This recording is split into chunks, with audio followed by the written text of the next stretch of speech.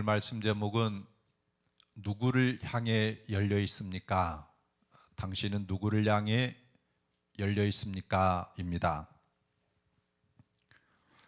출애굽 당시 12명의 정탐이 가나안 땅을 정탐하고 광야에서 체류하고 있는 이스라엘 백성들에게 정탐의 결과를 보고합니다. 12 중에 10명이 말합니다. 우리는 능히 올라가서 그 백성을 치지 못하리라. 그들은 우리보다 강하니라.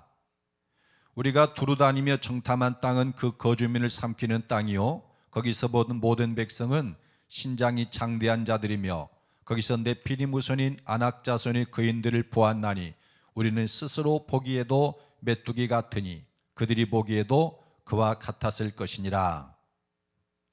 이 10명의 정탐은 하나님이 그들에게 주신 약속에 대해서는 주목하지 않고 그들이 가나안 땅을 정탐하면서 눈으로 보고 귀로 듣고 마음으로 느낀 그 생각을 그대로 말을 합니다. 결국은 우리 힘으로는 그 가나안 땅을 얻을 수 없다라는 겁니다. 우리가 보기에도 그들 앞에서 메뚜기 같더이다. 그런데 다르게 말한 사람도 있었는데 2명의 정탐, 즉 갈렙과 여호수아입니다. 그들은 이렇게 말합니다. 우리가 곧 올라가서 그 땅을 취하자. 능히 이기리라. 우리가 두루다니며 정탐한 땅은 심히 아름다운 땅이라. 여호와께서 이를 기뻐하시면 우리를 그 땅으로 인도해 들이시고 그 땅을 우리에게 주시리라. 이는 과연 젖과 꿀이 흐르는 땅이니라. 다만 여호와를 거역하지는 말라. 또 그 땅 백성을 두려워하지 말라. 그들은 우리의 먹이라. 그들의 보호자는 그들에게서 떠났고 여호와는 우리와 함께 하시느니라. 그들을 두려워하지 말라. 이 갈렙과 여호수아도 다른 10명의 정탐들이 보는 바를 그대로 보았어요. 견고한 성, 높은 성벽, 아낙자손이라고 하는 거인 자손들, 그리고 그 땅의 기름짐과 그 땅을 차지하고 있는 여러 가나안 족속들 똑같이 봤어요. 근데 이 2명의 정탐은 하나님이 그들에게 준 약속을 주목합니다. 그리고 그 하나님이 우리와 함께 계시기 때문에 우리가 그 하나님을 기쁘시게 하면 저 땅은 우리의 먹잇감이다, 우리의 밥이다, 전혀 다른 말을 하는 것입니다.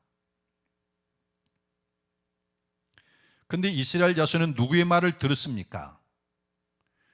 갈렙과 여호수아 2 사람이 하는 말에는 마음을 닫고 그 땅을 악평하고 부정적인 말을 하는 10명이 하는 말에는 귀와 마음을 열었습니다.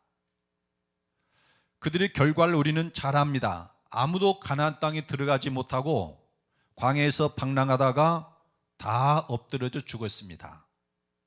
누구에게 열려 있느냐? 그것은 우리의 미래를 결정합니다. 그리고 우리의 행복과 불행을 결정하고 또 우리가 살고 죽는 것을 결정해요. 누구를 향해 열려 있는가? 오늘 요한복음 19장 1절로 6절은 신문을 마친 빌라도가 예수님을 놓아주려 하는데 유대인들의 요구에 굴복해서 마침내 예수님을 유대인들에게 넘겨주어 십자가에 못 박도록 했다는 내용입니다. 18장에서부터 예수님이 붙잡히고 대제사장들에게 신문을 당하고 또 빌라도에게 신문을 당하는 내용이 쭉 나오죠. 그리고 이 빌라도는 마침내 예수님을 십자가에 못 박도록 유대인들에게 내어줍니다. 독일의 불트만이라는 신학자가 있는데 1976년에 부름을 받았습니다. 근데 이 불트만이라는 학자에 대해서 평가는 제각각입니다. 어떤 사람은 불트만이 뛰어나다, 어떤 사람들은 불트만이 잘못되었다, 이렇게 제각각인데 그가 1941년에 펴낸 요한복음서 연구는 요한복음 연구에 매우 큰 공헌을 했고 아직까지도 많은 이들에 의해서 읽혀지고 있는 책입니다. 그러니까 요한복음 연구에 신기원을 열은 사람이라고 봐야 되는데 그 불트만이 이 요한복음 19장 1절로 10절을 해석하며 개방성이라는 용어를 사용합니다. 개방성, 열개, 방향 할 때 개방, 열린다라는 말이죠. 성은 성격 성자를 써서 누구에게 열려 있느냐, 이 개방성이란 용어를 사용을 해서 그 불투만은 사람은 하나님을 위한 개방성을 가질 수도 있고 반대로 세상을 향한 개방성을 가질 수도 있다. 그리고 중립적인 입장을 가질 수도 있는데 하나님을 향한 개방성도 아니고 세상을 향한 개방성도 아닌 중립성을 띌 수도 있다 그랬어요. 그리고 그는 이 개방성이란 단어를 중심으로 예수님을 신문하고 십자가에 못 박도록 내주는 빌라도의 성향을 추적을 합니다. 이 빌라도는 하나님께 열려 있느냐 세상을 향해 열려 있느냐, 그리고 그가 어떤 개방성을 가지고 있는데 차츰차츰 어떻게 그 개방성의 변화가 일어나느냐, 그러면서 사람이 갖고 있는 이 개방성에 대해서 깊이 생각을 해보게 만듭니다. 1절로 5절은 빌라도가 예수님을 채찍질하고 희롱하는 내용입니다. 빌라도는 예수님을 신문을 합니다. 왜냐하면 유대인들이 예수님을 이끌고 와서 사형을 시켜달라고 요구를 하는 거예요. 그 죄목은 로마의 가이사를 반역한다는 죄를 씌웠습니다. 그래서 빌라도가 예수님을 신문을 하면서 네가 유대인의 왕이냐, 정말로 네가 로마 가이사를 반역하는 반역자의 행동을 했느냐, 네가 유대인의 왕이냐, 이렇게 신문을 하면서 빌라도가 알게 된 것은 뭐냐면은 이 예수라는 이는 반역자가 아니다라는 걸 알게 된 거예요. 진리를 증언하러 왔고, 사람들이 어떻게 하면 행복하게 살고 생명을 누릴 수 있는가, 그 진리를 증언하러 왔고, 그래서 그 진리를 사람들이 깨닫고 행복한 삶을 누리도록 하기 위해서 온 사람이라는 것을, 그걸 위해서 일했다는 사람인 것을 알게 된 거예요. 사형에 처할 만한 어떤 죄도 없습니다. 그런데 이 신문 결과 빌라도가 취한 행동을 우리가 볼 수 있는데, 여러분 1절 5절 같이 읽어보십시다.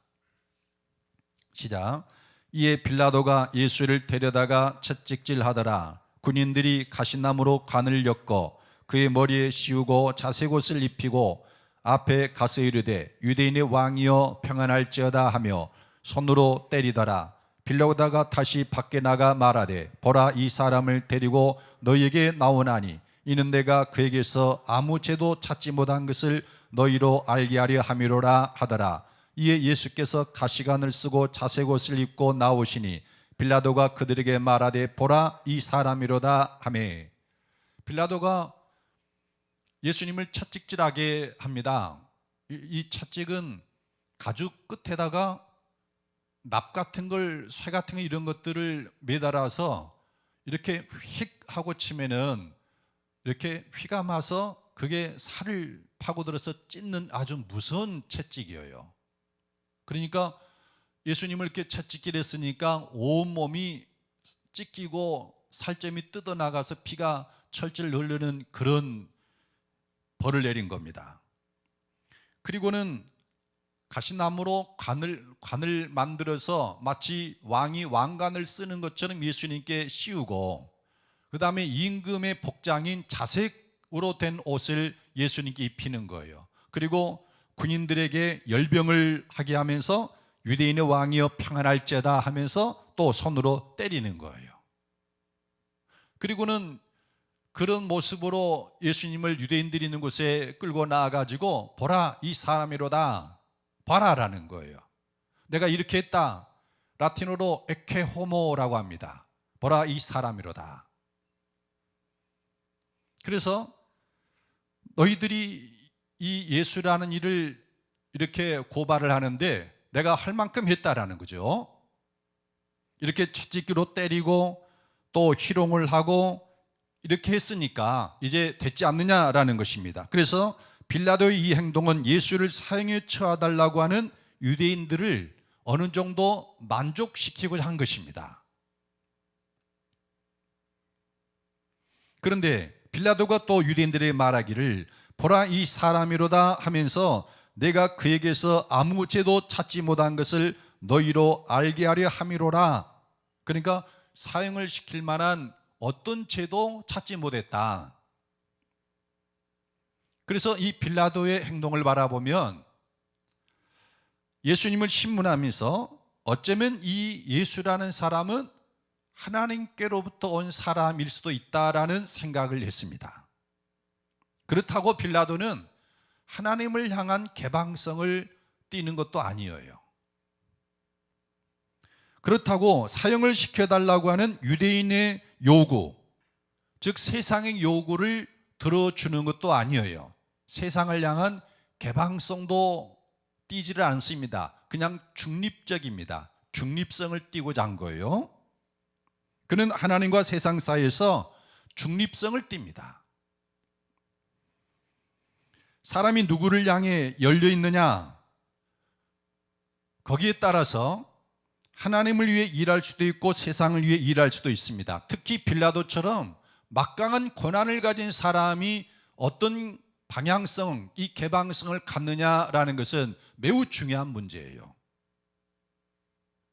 그러나 빌라도는 로마 총독이고 이 유대라는 나라를 누구를 위해 사용할 수 있는 것인가? 유대라는 나라가 가진 그 힘을 하나님을 위해서 쓸 수도 있고 아니면은 세상을 위해서도 쓸 수도 있는 막강한 권한을 가진 사람입니다. 그래서 이 권한이 큰 사람이 어떤 개방성을 갖고 있느냐라는 것은 매우 중요해요. 물론 모든 사람의 그 개방성은 중요한 일입니다만은 권한을 가진 사람은 더 중요해요. 10절을 보면 빌라도가 이르되 내게 말하지 아니하느냐 내가 너를 놓을 권한도 있고 십자가에 못 박을 권한도 있는 줄 알지 못하느냐. 빌라도는 자기가 가진 권한을 말하는 거예요. 그런데 이 개방성을 결정하는 게 있어요. 이 개방성에 영향을 끼치는 게 있는데 그게 뭐냐면은 무서움 혹은 두려움이에요. 그러니까 하나님을 두려워하면 하나님을 향해 개방성을 갖게 되고 세상을 두려워하면은 세상을 향한 개방성을 갖게 된다는 겁니다. 6절로 9절에 보면 대제사장들과 아랫사람들이 예수를 보고 소리질러 이르되 십자가에 못 박으소서 십자가에 못 박으소서 하는지라. 빌라도가 이르되 너희가 친히 데려다가 십자가에 못 박으라. 나는 그에게서 죄를 찾지 못하였노라. 유대인들이 대답하되 우리에게 법이 있으니 그 법대로 하면 그가 당연히 죽을 것은 그가 자기를 하나님의 아들이라 함이니이다. 빌라도가 이 말을 듣고 더욱 두려워하여 다시 관정에 들어가서 예수께 말하되 너는 어디로부터냐 하되 예수께서 대답하여 주지 아니하시는지라. 유대인들이 빌라도에게 요구를 합니다. 십자가에 못 박으소서, 십자가에 못 박으소서. 근데 빌라도가 대답합니다. 나는 그에게서 십자가에 못 박을 만한 어떤 죄도 찾지 못하였노라. 근데 유대인들이 7절에 보면 우리에게 법이 있으니 그 법대로 하면 그가 당연히 죽을 것은 그가 자기를 하나님의 아들이라 함이니이다. 유대인들이 예수님은 죽여 마땅하다고 하면서 그 죄에 대해서 말하기를 그가 자기를 하나님의 아들이라 함이니이다 라고 하는 거예요. 그 순간 빌라도의 마음에 두려움이 차기 시작하는 거예요. 왜냐하면 자기가 신문을 하기도 했고 지금 유대인들의 말을 듣는 순간 이 예수라는 이가 진짜로 하나님의 아들이 아닐까? 신적인 존재가 아닌가? 이런 두려움이 끼치는 거예요. 그래서 다시 관정에 들어가서 예수님께 묻습니다. 너는 어디로부터냐 하되 예수께서 대답하여 주지 아니하시는지라. 빌라도의 마음에 무서움, 두려움이 왔는데 하나님을 향한 두려움이 생긴 거예요. 혹시 하나님의 아들이 아닐까? 하나님의 아들이었을 경우에 나는 하나님을 대적하는 그런 악을 범하는 게 아닐까? 하나님을 대적해서 나와 내 후손이 어떤 결과를 당하게 될까? 두려운 거예요. 사람이 하나님을 두려워하면 하나님을 향해 열리게 됩니다. 하나님의 말씀에 귀를 기울이고 하나님의 일에 마음을 엽니다. 그러므로 저와 여러분에게는 하나님을 향한 두려움이 있어야 돼요. 그걸 하나님 경외라고 하죠. 하나님을 무서워할 줄 모르는 사람은 하나님을 향한 개방성이 없어요. 사라져버려요. 하나님이 무서운 줄 알면 하나님을 두려워해요. 그래서 하나님의 말씀을 어기는 게 두렵고 하나님 말씀을 지키는 것이 즐거워지는 거예요. 그리고 하나님의 일을 하는 것이 보람이 있어집니다. 그런데 하나님을 향한 두려움이 없으면 하나님을 향한 개방성은 폐쇄되어 버리는 거예요. 닫혀버린다는 겁니다. 특히나 큰 권한을 가진 사람들은 하나님을 두려워하는 일이 다른 사람보다 더 있어야 돼요. 왜냐하면 그 권한에 막중하기 때문입니다. 그 권한이. 이 권한에 대해서 이야기할 때 예수님이 빌라도에게 한 말을 귀담아 들을 필요가 있습니다. 11절에 보면 예수께서 대답하시되 위에서 주지 아니하셨더라면 나를 해할 권한이 없었으리니 그러므로 나를 내게 넘겨준 자의 죄는 더 크다 하시니라. 그러니까 권한이 큰 사람이 잘못을 범하면 그 죄는 더 크다라는 거예요. 유대인들에게 대지상이라는 권한을 준 것은 하나님이에요. 그런데 그 하나님이 준 그 큰 권한을 예수님을 넘겨주어서 하나님을 대적하는 일에 그 권한을 사용한 그 죄, 더 크다. 그래서 그들은 주 70년경에 로마 군대에서 완전히 파멸을 당해요. 그래서 대제사장이라는 그 직책까지 지금까지 사라져 버렸어요. 없어져 버린 겁니다. 하나님이 얼마나 분노하셨으면 그 권한 자체를 없애버렸다는 거예요. 큰 권한을 가진 자인데 그 권한을 잘못 사용한 자의 죄는 더 커요. 그래서 큰 권한을 가진 사람은 하나님에 대한 무서움, 경외심이 더 커져야 됩니다. 중립성을 띠고 있던 빌라도의 개방성에 변화가 생깁니다. 왜냐하면 세상에 대한 무서움이 그에게 덮치자 빌라도는 세상을 위한 개방성을 갖게 돼요. 중립적이었던 이 빌라도가 세상에 대한 두려움이 생기니까 세상을 향해서 열려지게 되고 세상을 위해서 그 권한을 사용하게 되더라라는 것입니다. 여러분 12절에서 16절 읽어보십시다. 시작. 이러함으로 빌라도가 예수를 넣으려고 힘썼으나 유대인들이 소리질러 이르되 이 사람을 놓으면 가이사의 충신이 아니니이다. 무릇 자기를 왕이라 하는 자는 가이사를 반역하는 것이니이다. 빌라도가 이 말을 듣고 예수를 끌고 나가서 돌을 깐 뜰을 히브리 말로 가바다에 있는 재판석에 앉아 있더라. 이날은 6월절의 준비리요 때는 제6시라. 빌라도가 유대인들에게 이르되 보라 너희 왕이로다. 그들이 소리 지르되 없이 하소서 없이 하소서. 그를 십자가에 못 박게 하소서. 빌라도가 이르되 내가 너희 왕을 십자가에 못 박으랴. 대제사장들이 대답하되 가이사 외에는 우리에게 왕이 없나이다 하니 이에 예수를 십자가에 못 박도록 그들에게 넘겨주니라. 빌라도는 하나님을 향한 두려움 때문에 예수님을 놓아주려고 힘썼어요. 그런데 유대인들이 소리 지르면서 뭐라고 말하냐면 이 사람을 놓으면 당신은 가이사의 충신이 아닙니다. 무릇 자기를 왕이라는 자는 가이사를 반역하는 것입니다.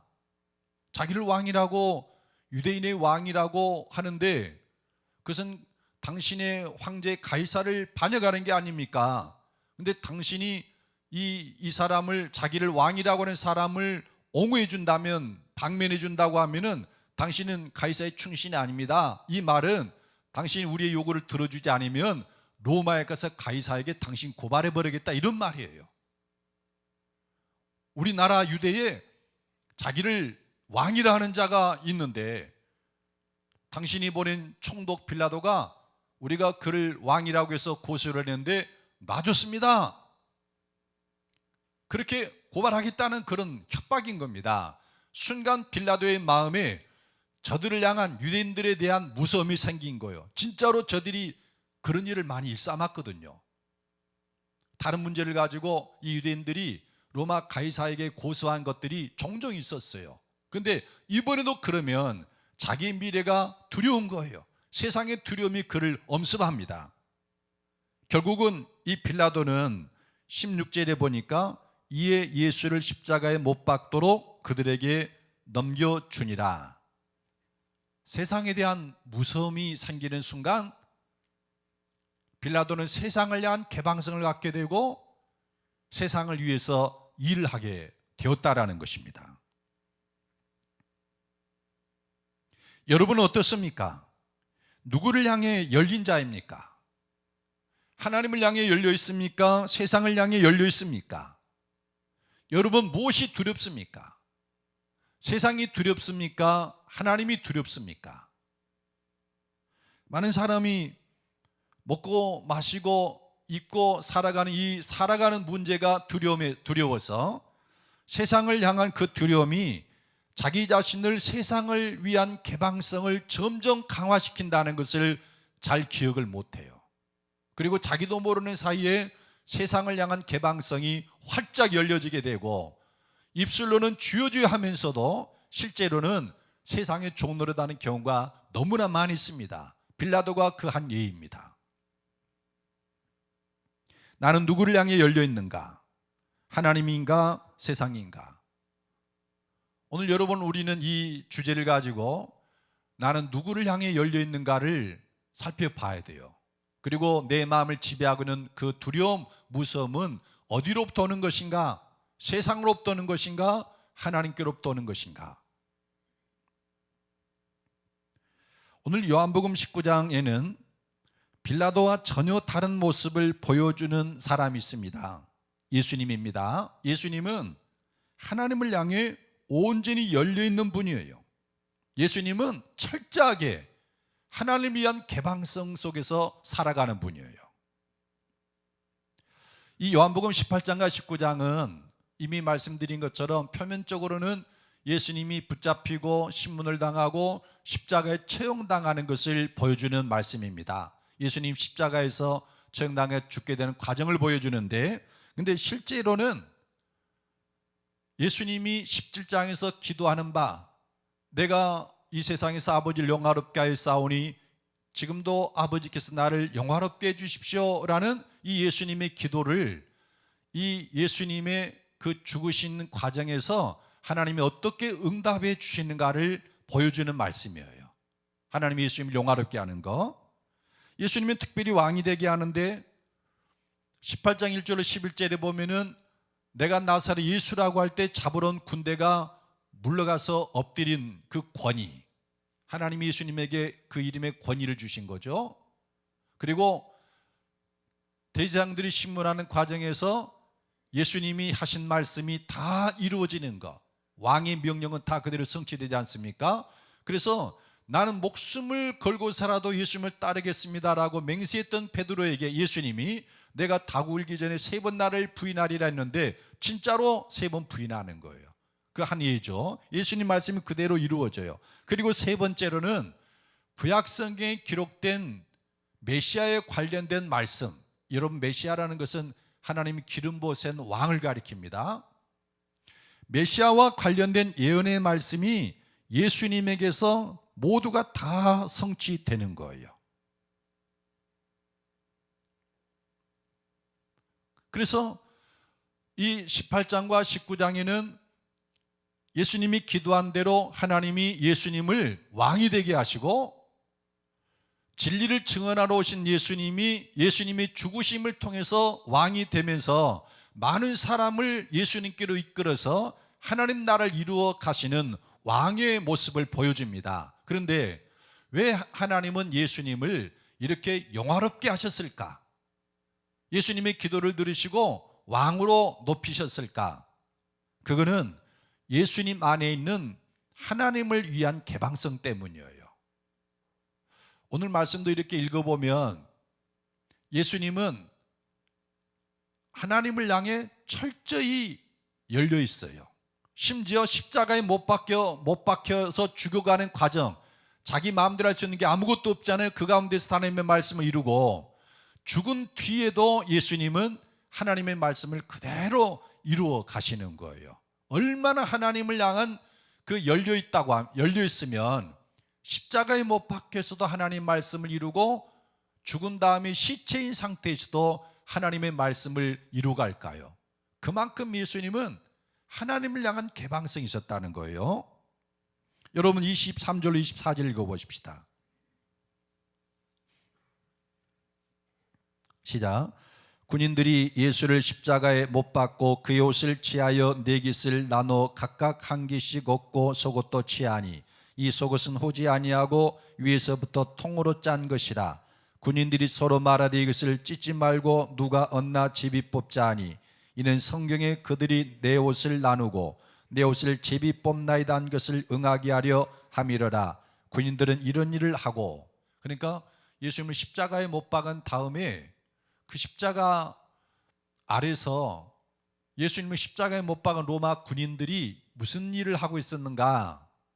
예수님의 겉옷을 4명의 군인이 이렇게 한 개씩 나눠 가졌다.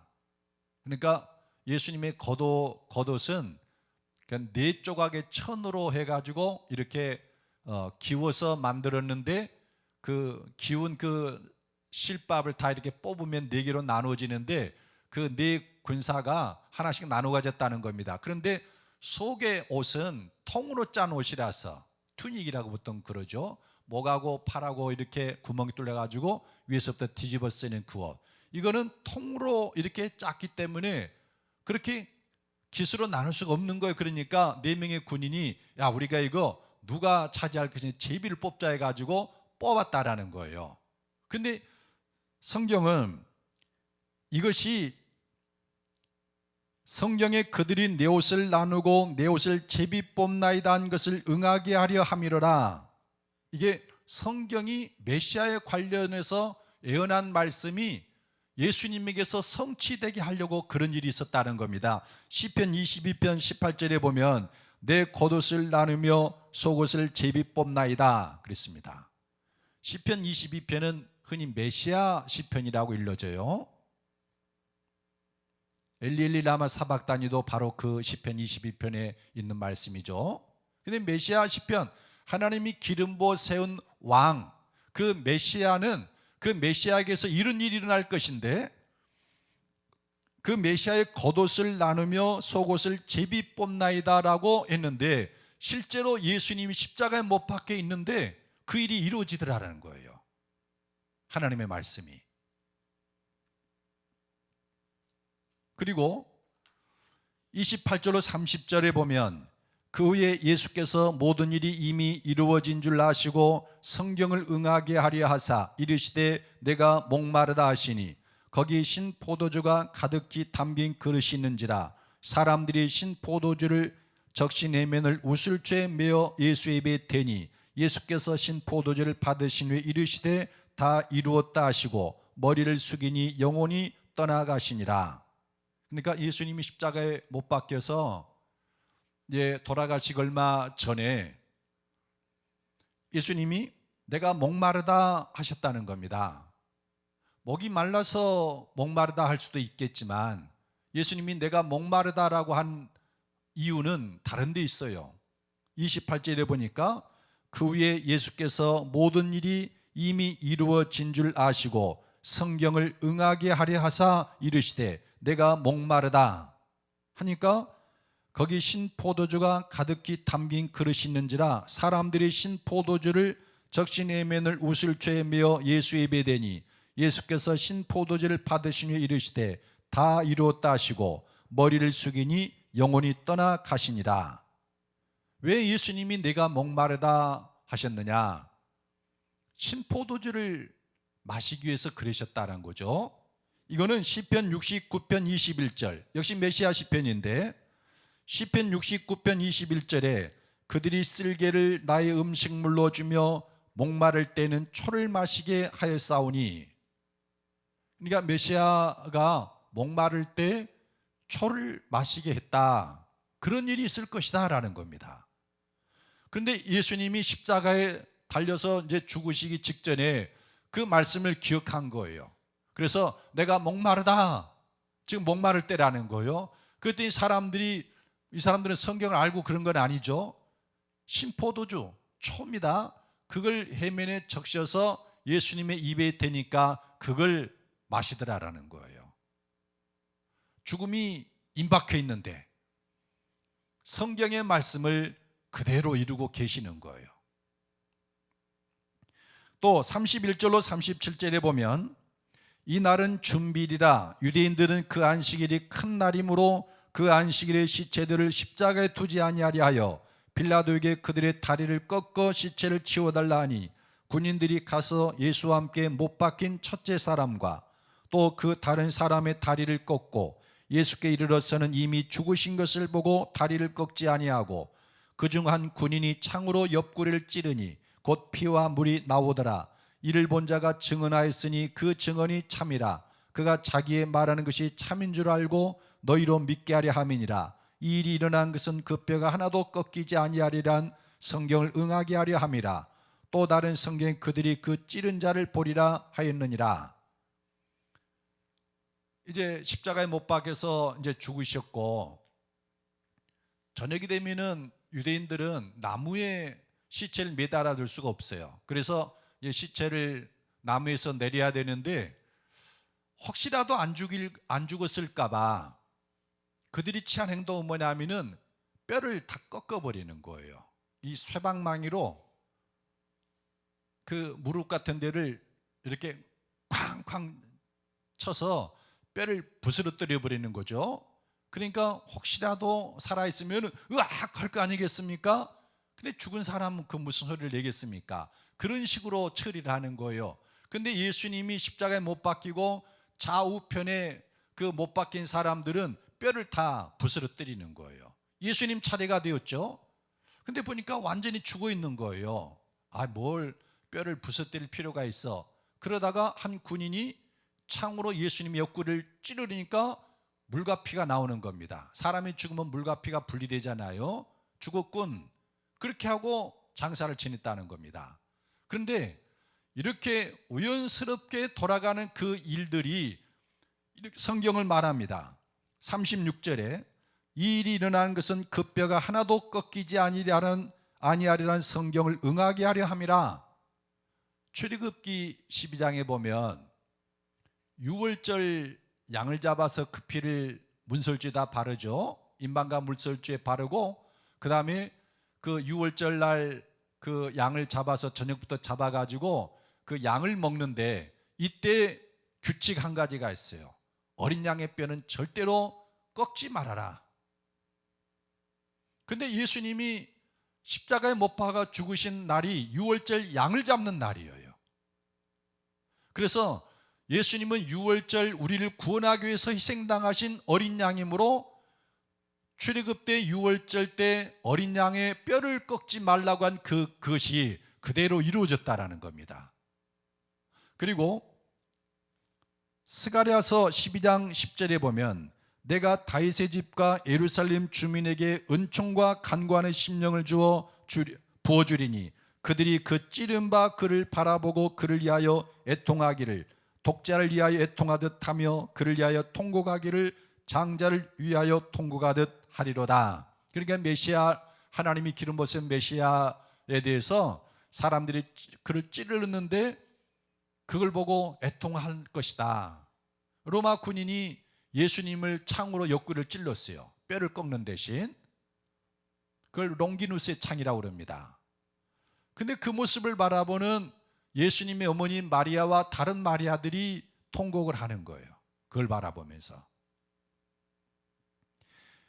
그래서 37절에 또 다른 성경에 그들이 그 찌른 자를 보리라 하였느니라. 그러니까 예수님에게서는 죽어 시체가 된 다음에서도 뼈를 꺾지 않는 거, 그리고 창으로 찌른 것을 보는 거, 그 말씀, 메시아와 관련된 말씀이 그대로 다 성취되는 거예요. 그러니까 한마디로 말하면 예수님의 삶, 예수님의 말, 그거는 세상에 대해서 완전히 닫혀 있는 거예요. 세상의 요구에 대해서. 그리고 오직 하나님을 향해서만 열려 있는 거예요. 하나님이 말씀하신 것 내게서 이루어지는 거예요. 예수님이 의도적으로 하나님 말씀 거역하는 것 생각할 수도 없는 거예요. 십자가에 못 박혀 자유가 없는 순간에도 하나님의 말씀이 예수님에서 이루어지고 있었고, 죽어서 시체가 된 다음에도 하나님의 말씀과 뜻이 예수님 안에서 다 이루어지고 있는 거예요. 철저하게 하나님을 위한 개방성, 하나님을 위해 열려 있는 분이에요. 예수님은 어떻게 하나님께 열린 자로 살아갈 수 있었을까요? 그리고 우리는 어떻게 하나님을 향해서 열린 사람, 하나님을 위한 개방성을 가지고 살아갈 수 있을까요? 그리고 우리는 그 요한복음에서 그 비밀을 알게 되는데, 예수님은 아버지 안에 거하셨고 아버지가 예수님 안에 거하셨기 때문이에요. 이게 요한복음에서 예수님이 십자가에 죽으시고 죽은 자 가운데서 부활하신 목적이에요. 예수님 믿는 사람들을 아버지 안에 거하고 아버지가 우리 안에 계시도록 하기 위해서 예수님은 죽으시고 부활하셨어요. 14장 10절에 보면 내가 아버지 안에 거하고 아버지는 내 안에 계신 것을 내가 믿지 아니하느냐. 내가 너희에게 이르는 말은 스스로 하는 것이 아니라 아버지께서 내 안에 계셔서 그의 일을 하시는 것이라. 그러니까 예수님이 하는 말씀 우리가 보았지만은 한 번도 자유로 말한 것이 없어요. 아버지께 들은 것을 말했고, 예수님이 어떤 일을 하시든지 사람을 살리고 더 풍성히 얻게 하는 그런 일에, 즉 하나님의 일만을 하는 거예요. 어떻게 그렇게 하나님을 위한 개방성을 가지고 살아갈 수 있는가? 나는 아버지 안에 거하고 아버지가 내 안에 계신다. 그래서 그 아버지가 내 안에 계시면서 자기 일을 하는 것이다. 나는 아버지 안에 거하기 때문에 아버지의 말씀, 아버지의 뜻과 벗어난 것은 아무것도 할 수 없다. 그리고 아버지가 내 안에 계셔서 자기 일을 함으로 나는 아버지가 기뻐하는 일만, 아버지가 하는 일만을 할 뿐이다. 거기에 있는 거예요.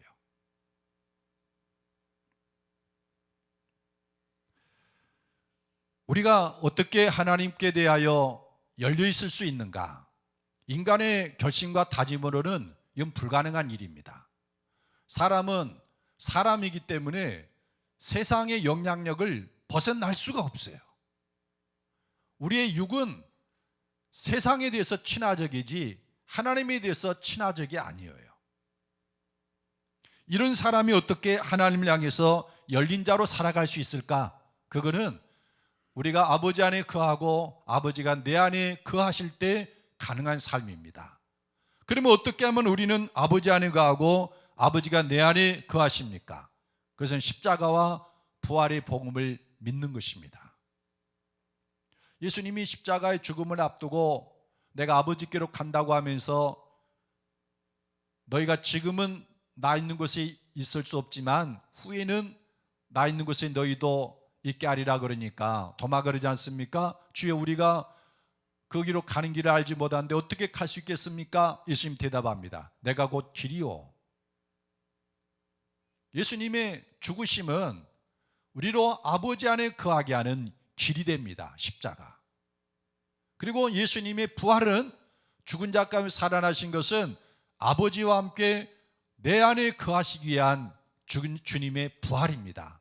이 예수님의 십자가 부활의 복음을 믿어야 된다는 겁니다. 그래서 사도 바울은 로마서 6장 10절 11절에, 로마서 6장은 우리가 십자가 부활의 복음에 아주 진문묘기 나와 있지 않습니까? 우리가 예수 그리스도와 함께 예수님과 세례를 받음으로 예수님과 함께 연합을 해서 그리스도와 함께 죽고 그리스도와 함께 부활하는 것을 말하는 것이 6장인데 10절과 11절에 보면 그가 죽으심은 죄에 대하여 단번에 죽으시며 그가 살아계심은 하나님께 대하여 살아계심이니 이와 같이 너희도 너희 자신을 죄에 대하여는 죽은 자요 그리스도 예수 안에서 하나님께 대하여는 살아있는 자로 여길지어다. 하나님께 대하여는 살아있는 자로 여길지어다. 그러니까 예수님의 십자가와 부활의 이 복음을 통해서 나는 죄에 대하여 죽고 세상에 대한 개방성이 닫혀버린 거예요. 그리고 하나님께 대하여는 살아있는 자로 여길지어다. 하나님을 향한 개방성이 우리에게 주어졌다라는 거예요. 그전에는 이게 불가능한 삶이. 근데 그리스도의 십자가의 죽음과 부활을 통해서 우리도 예수님과 함께 십자가에 못 박혀 죄의 종로하는 옛사람은 죽었고 대신 하나님께 대하여는 산 자가 되었다. 이거를 우리가 믿고 확실하게 여겨야 된다는 거예요. 그거를 하나님을 향한 그 개방성, 하나님을 향해 열린 자가 되었다는 것을 알아야 된다는 거예요. 그리스도의 십자가와 부활. 말씀을 맺겠습니다. 여러분은 누구를 향해 열려 있습니까? 빌라도는 정말 중립적인 위치에 있으려고 그랬어요. 그런데 세상을 두려워하다가 세상을 위한 개방성으로 돌아섰어요. 혹 무엇을 먹을까 마실까 염려하던 중 여러분의 심령이 세상을 위한 개방성으로 변질되지 않으셨습니까? 예수님은 마태복음 10장 28절에서 몸은 죽여도 영혼은 능히 죽이지 못하는 자들을 두려워하지 말고 오직 몸과 영혼을 능히 지옥에 멸하실 수 있는 이를 두려워하라 그랬습니다. 세상을 두려워하지 말고 하나님을 두려워하라. 무엇을 두려워하느냐에 따라 개방성도 열립니다. 여러분, 하나님을 두려워함으로 하나님을 향해 열린 자가 되기를 예수의 이름으로 축복합니다. 십자가에서 그리스도와 함께 죽고 그리스도와 함께 죽은 자 가운데 살아난 이 부활은 한 번의 경험으로 충분하지 않아요. 나는 예수님의 십자가 부활을 이 복음을 믿고 나도 그리스도와 함께 죽었고 그리스도와 함께 부활하여 내가 하나님 안에 거하고 하나님 내 안에 거하심을 믿습니다. 이런 믿음의 고백이 과거에 한 차례로 족한 것이 아니다라는 거예요. 하나님에 의해서 살려면 그리스도와 함께 죽은 자 가운데서 부활하는 이 부활은, 그리고 그리스도와 함께 죄의 종로로 옛사람이 죽는 이 죽음은 우리가 매일 경험해야 될 일이에요. 그래서 믿음으로 산다 그랬습니다. 믿음으로 산다. 나는 믿었다, 나는 예수님 믿는 믿음을 가지고 있다, 이게 중요한 게 아니에요. 하나님, 저는 그리스도와 함께 죽었고 그리스도와 함께 부활한 것을 믿습니다. 그리고 그 역사가 오늘도 현재도 계속되고 있음을 나는 믿습니다. 이게 믿음으로 사는 거예요. 십자가 부활의 경험은 한 번으로 충분한 게 아니에요. 매일 계속돼야 될 일입니다. 그럴 때 우리는 아버지 안에 거하고 아버지가 내 안에 거하시는 삶이 성립이 돼요.